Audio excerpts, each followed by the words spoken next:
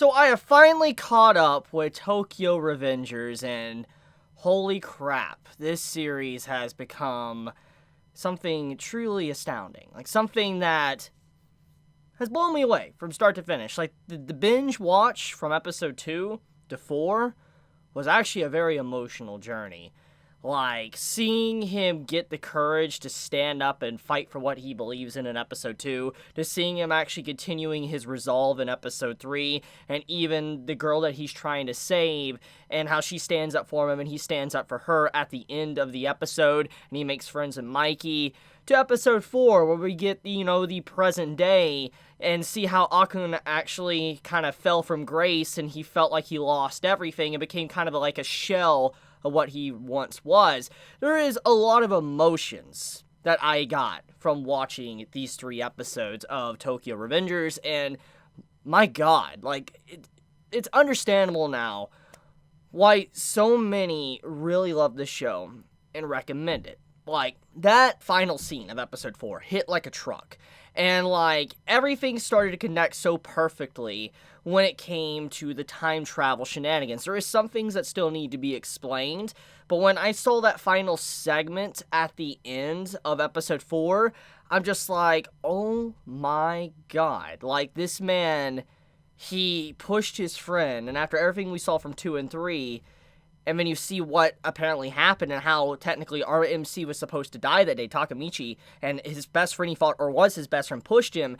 It's just like, holy crap, imagine being told that. He couldn't even accept it. I mean, you saw how the friend had regret, and, we saw what happened. He fell off the building. And it's just like, oh my goodness. Like, it got dark. It got really dark. So, let's talk about that. So let's talk about the time travel shenanigans that's going on in this series, because obviously that is a major plot point that is being used throughout the series. So at this time, all we know when it comes to time travel, at least for our main character, is that he's able to go back 12 years from today. So example, if it was, say, April 8th or whatever, and he went 12 years back, it would be 12 years in the past, April 8th. So basically, he would always travel back 12 years from that current time he's at right now. So example, if, he traveled back at April 8th, and then he went back 12 years, he'd be at April 8th, but he would never be able to go back to April 7th. So, example, if someone died on April 7th, he will never be able to go back to that point and change that time ever again.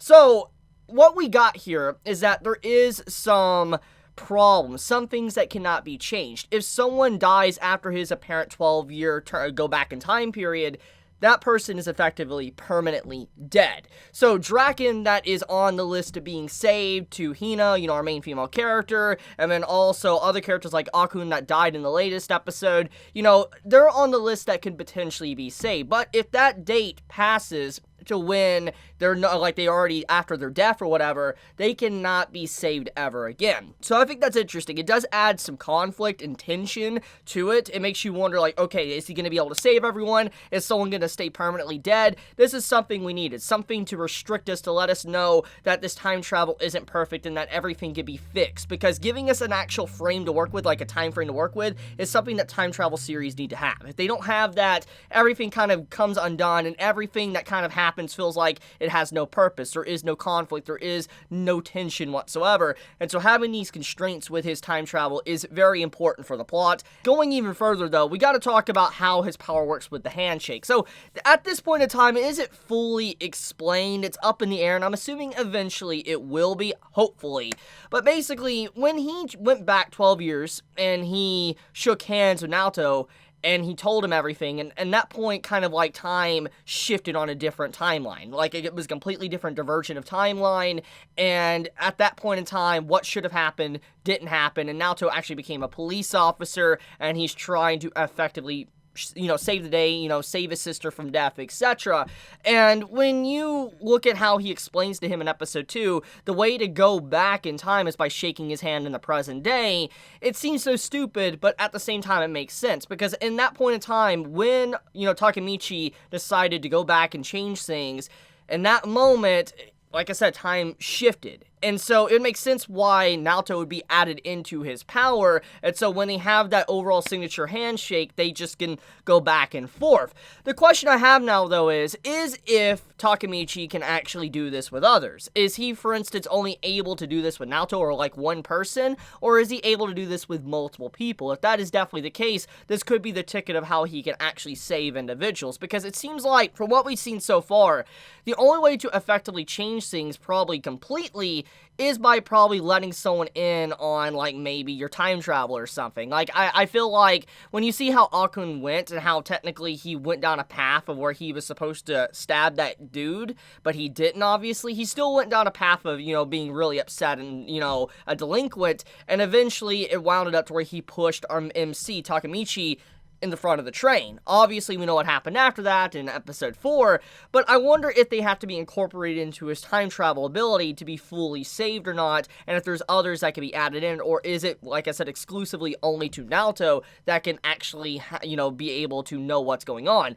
which that's the next thing. So when it comes to time travel shenanigans, one of the big things that always pop up is what happens to the world and the memories of those people that were in it. So example, obviously, we know there is changes. We see that, Akun, he was supposed to stab that guy, but he didn't. And we saw in episode 4 kind of the changes. But we see Naoto, he remembers the original history, but at the same time he said on his computer it didn't actually happen. So it lets us believe that our Naoto that is helping our MC Takemichi, he is able to remember the original timelines along with the new shifts, or not fully know the new shifts, but he's able to see and recognize what's new in this timeline, and he only remembers the old timeline he was from. So he's kind of been completely removed from time itself, very similar to how, our MC Takemichi is, and also Hoin Kyoma from, Steins Gate. So I wonder about that, because if that is indeed the case, the only way for someone to potentially remember the changes is by probably being attached to the ability. Because I feel like that's something that's going to be the case as the series drags on. I could be wrong about my assessment. Let me know if I'm wrong. It's fine if I am. I'm curious. So at this current moment, we really have gotten to see just how much that gang has really affected the future, or the present day that Takemichi is from. They have taken control of so many different, hotels, organizations, the police force. They have a lot of control with everything. And because of that, they're so corrupt that they get away with pretty much anything they want to do. And the only way to stop this is really to go back to the origin point, to the very roots, and actually rip it apart. And the question, though, is at this point, what's really going to have to be done? Will Takemichi have to do something very crazy by getting rid of one of the leaders, by completely offing him? That is the question I have, because I was under that impression that's where the story would eventually go, that he would have to probably kill someone in the past to really change something. But like I said, we don't really know at this point if that will be the answer or not. We just know that the one that isn't Mikey, the other leader or whatever, he's the one that's really going to turn everything topsy-turvy and really mess up the entire gang that Mikey was building, and it's going to turn into the savage stuff we see in present day. So the question is how? How can they stop that? And I'm assuming by the end of things, Mikey is someone that's going to probably take control of the gang, and at the same time, he's going to be someone that is actually fighting for a little bit more of a right cause instead of, like, what's going on right now. Because when you look at everything that happened, especially with episode 4, the only thing we know now at this point is Mikey hasn't been seen for a very long time, according to, Akun and all that died, and it leads me to believe that maybe Mikey probably got killed by the other leader. That's what I'm under the belief of. I believe that he's probably dead, because I highly doubt he would be okay with everything that happened. Even if Draken died, I feel like there's more to that story than we realized, and I feel like he wouldn't have lost his morals. He probably would have been very upset and maybe went after the person that hurt Draken, but I don't think that he is someone that would just forget about his, meeting with, Takemichi and Hina and all that. I feel like there's a lot more going on there, so I just don't think he'd be okay with someone like her dying like that with the truck. That's just my 2 cents on the matter. But the story is definitely developing into a really good area right now. Like, I'm very excited about just the way everything is being presented. I like the character, Takamichi, because seeing him kind of have this maturity about him and also this childlike nature to him, it's something I appreciate because you can see how he's actually evolving from each time he goes back in the past to the present day. He is becoming more mature in correcting a lot of the mistakes he had in the past up to the very present day. Overall, Tokyo Revengers is a good series. I'm now so happy to see that the series continues to build upon what it set up with the episode 1, and, it continues to be better and better with each passing episode. What more, honestly, could I really ask for at this point? I mean, you have beautiful animation art as well.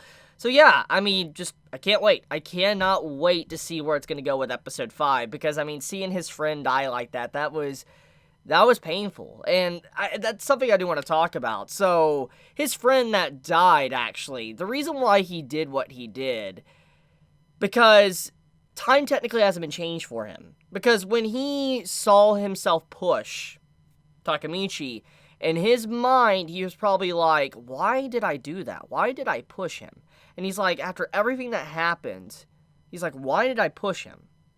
And I feel like that's probably what happened there, because if you think about what the original history was supposed to be, he was supposed to be a no-name delinquent that got, discharged or whatever after, stabbing that dude, and he was supposed to be someone that, just had basically a bad life. And it would make a lot of sense why he would push Takamichi, because he felt a lot of resentment and that he got abandoned. But in technically what Takamichi did in the past, with episode 2 and 3, there was no reason Akun should potentially do that. The only reason he would do that is because he just was jealous now that maybe what Takamichi has or something. But whatever the case may be, I feel like the reason why he ended it all was because he realized his mistake and he shouldn't have done that, because technically Takamichi was a good man that really cared about him, and he was willing to do something like that to a friend that always cared about him. And I feel like just being met up with someone that really cares so deeply about him probably hurt him, and that's what happened.